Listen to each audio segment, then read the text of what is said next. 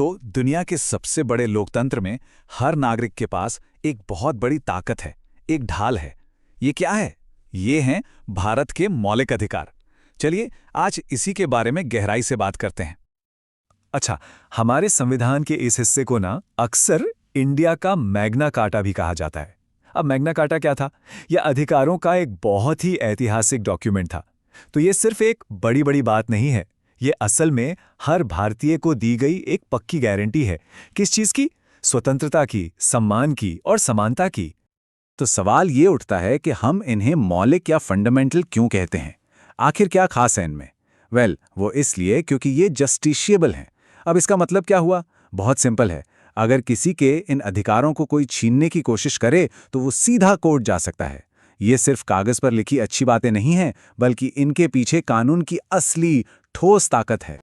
और अगर कोई ये जानना चाहे कि ये अधिकार लिखे कहाँ हैं, तो ये हमारे संविधान के पार्ट 3 में आर्टिकल्स 12 से लेकर 35 तक दिए गए हैं। ये जानना बहुत जरूरी है कि इनकी जड़ें कहाँ हैं। तो आइए अब आगे बढ़ते हैं और देखते हैं हमारी आज़ादी के इन 6 मजबूत स्तंभों को, जिनके ऊपर सब कुछ टिका हुआ है।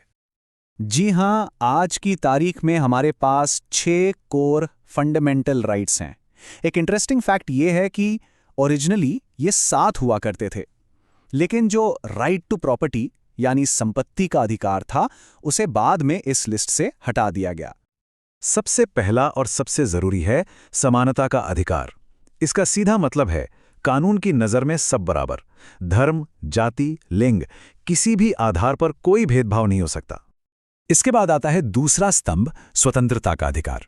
इसमें बहुत कुछ शामिल है, जैसे कि बोलने की आज़ादी, देश में कहीं भी आने जाने की आज़ादी, या फिर अपना कोई भी प्रोफेशन चुनने की आज़ादी। तीसरा है शोषण के विरुद्ध अधिकार। ये बहुत जरूरी है।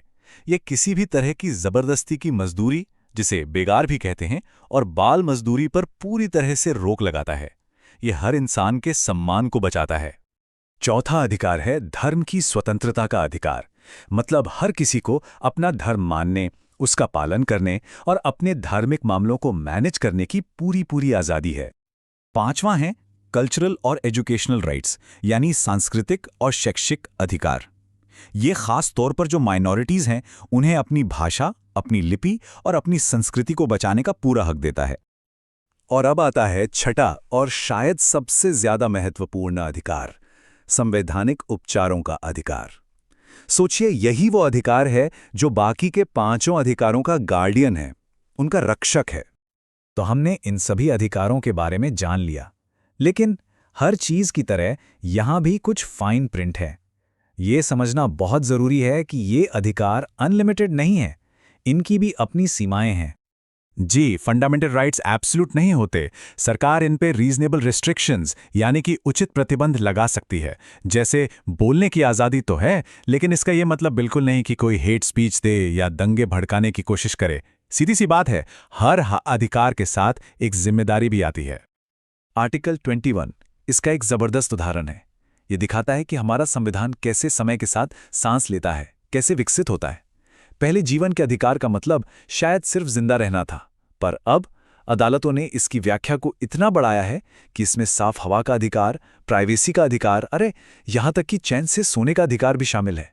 ये सच में एक लिविंग डॉक्यूमेंट है। एक बड़ा सवाल, क्या इन अधिकारों को सस्पेंड किया जा सकता है? जवाब है हाँ। नेशनल इमरजेंसी के दौरान ज्यादातर अधिकार सस्पेंड हो सकते हैं, लेकिन एक बहुत बड़ा लेकिन है यहां। आर्टिकल 20 और 21 यानी गुनाहों से सजा के मामले में संरक्षण और जीवन का अधिकार, ये 2 ऐसे अधिकार हैं जिन्हें कभी भी किसी भी हाल में सस्पेंड नहीं किया जा सकता। चलिए अब बात करते हैं उस असली पावर की, जो इन अधिकारों को सिर्फ किताब के पन्नों से निकालकर असल जिंदगी में एक मजबूत ढाल बना देती है। और वो पावर है इन्हें लागू करवाने की ताकत। और ये ताकत हमें मिलती है रिट्स के जरिए। तो ये रिट आखिर है क्या? इसे ऐसे समझिए कि ये कोर्ट का एक ऑफिशियल रिटन ऑर्डर होता है। जैसे आर्टिकल 32 के तहत सुप्रीम कोर्ट कोई खास एक्शन लेने का हुक्म देता है। ये वो कानूनी हथियार है जो हर नागरिक के हाथ में है। सबसे पहली और पावरफुल रिट है हेबियस कॉर्पस। इसका सीधा मतलब है शरीर को हमारे सामने लाओ। अगर किसी को गैर कानूनी तरीके से हिरासत में रखा गया है तो ये रिट उसे आज़ाद कराने का आदेश देती है। दूसरी रिट है मैंडेमस। इसका मतलब है हम आदेश देते हैं। सोचिए, अगर कोई सरकारी अधिकारी अपना काम, अपनी कानूनी ड्यूटी नहीं कर रहा है तो ये रिट उसे वो काम करने पर मजबूर कर सकती है। तो चलिए अब थोड़ा जूम आउट करते हैं और उस बड़ी पिक्चर को देखते हैं, उन फिलॉसफीज को समझते हैं जो इन अधिकारों को हमारे संविधान की आत्मा बनाती हैं। और यहीं पर आता है बेसिक स्ट्रक्चर डॉक्ट्रिन, यानी बुनियादी ढांचे का सिद्धांत। ये बहुत ही ऐतिहासिक है। 1973 में केशवानंद भारती केस में सुप्रीम कोर्ट ने एक फैसला दिया कि पार्लियामेंट संविधान को बदल तो सकती है, लेकिन उसके बेसिक स्ट्रक्चर या उसकी आत्मा को नहीं छू सकती। और गेस व्हाट, फंडामेंटल राइट्स उसी आत्मा का एक कोर हिस्सा है। ये एक तरह से इन अधिकारों के लिए एक फाइनल प्रोटेक्शन है। एक और जरूरी सवाल, क्या ये सारे अधिकार सबको मिलते हैं? नहीं।